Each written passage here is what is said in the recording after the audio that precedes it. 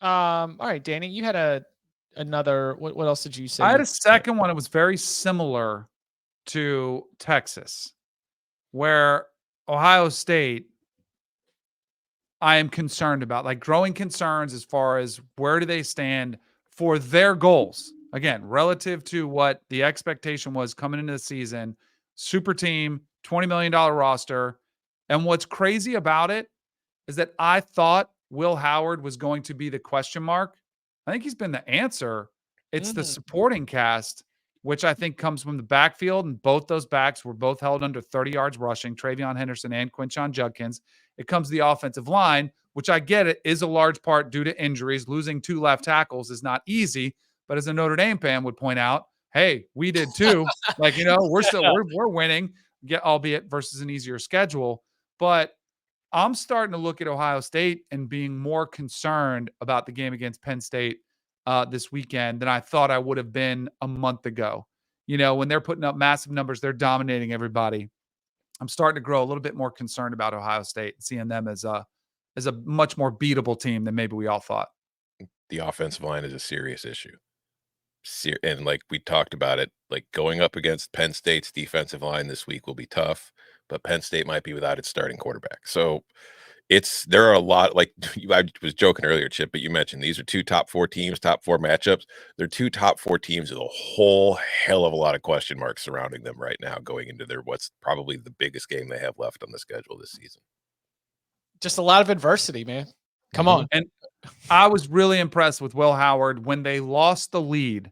He marched them right down the field, had the go-ahead touchdown pass, which was a really nice play, a good throw. I also saw him with a little fire, like kind of getting after guys, yelling at guys, whether it was encouraging, hey, we can't let this happen, whatever it was. I just saw him be a little bit more emphatic in his leadership, style on the sidelines and in the huddle, which I think is a great sign. Like I feel better about Will Howard, but more concerned about the entirety of the team. The defense also, they've been good. I know they lost another safety before that game. They were missing him. The injuries were piling up all over the place. So, a win is a win is a win, right? That's just, you take that win. Could have been a lot worse, but I don't know. It's a little bit, keep an eye on Ohio State. Well, it's going to be impossible for us not to talk about Ohio State this week going into the Penn State week. What about the Penn State side of this? You had the response that you wanted, having to turn it over to Pribula. You got a defense that has still played at an extremely high level, even though Braden Locke was able to build up a little bit of confidence in that first half. You just win like you were absolutely needed throughout the second half of that game. You were able to turn it on and be able to help the team remain undefeated out of Camp Randall.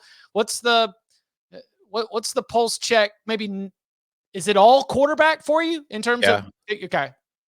Yeah, I can Pribula win the game? I don't know. I think that if Pribula's starting and Ohio State's able to just kind of load the box, like if you go back and watch Ohio State, like Dylan Raiola missed 2 wide open touchdowns. Like that secondary, like you mentioned the injuries that they've dealt with, but like go back to the Oregon game.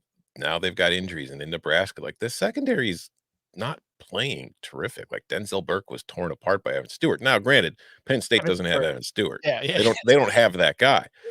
But you've got Tyler Warren who can, I don't know how well Ohio State's linebackers can cover that guy. I don't know how many linebackers can cover that guy. He's just kind of a matchup problem. But I feel like if Penn State wants to win this game, it'll be far more difficult. And here comes obvious statement. It'll be far more difficult to do it with Bo Pribula than it would be with Drew Aller. I just think that he makes the offense far more balanced and less predictable. Clearly you want Aller back.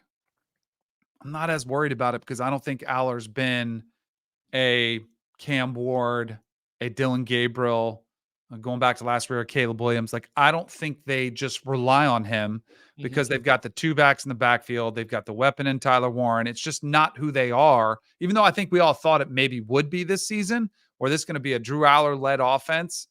I just don't know if the loss is as devastating as it would be for some other programs that, rely heavily on their quarterback. And considering what we saw from him coming off the bench on the road in a tough environment, orchestrated the game pretty well, played that role of game manager, which is all you want to do coming off the bench as the backup. Just make sure you don't lose, put your team in a position to win, and he did that. So I would prefer Aller, but I don't think it's desperation time. Like they don't have a chance without him.